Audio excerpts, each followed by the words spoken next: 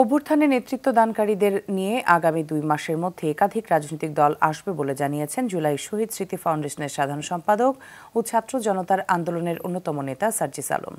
দুপুরে পঞ্চগড় সরকারি অডিটোরিয়ামে জাতীয় নাগরিক কমিটির আলোচনা সভায় তিনি এমন মন্তব্য করেন। সার্জিস বলেন, বৈষম্য বিরোধী ছাত্র আন্দোলনের কেউ যদি রাজনৈতিক দলে যায় তবে পদগুলো ছেড়েই আসতে হবে। তরুণরাই আগামীর বাংলাদেশে নেতৃত্ব দেবে বলে আশাবাদ ব্যক্ত করেন সার্জিস।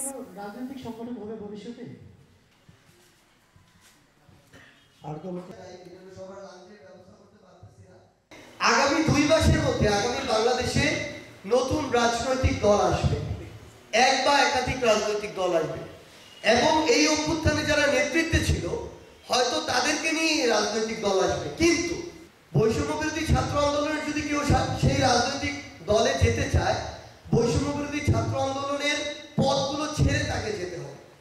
সো নতুন রাজনৈতিক দল তরুণ প্রজন্মের নেতৃত্বে আসবে।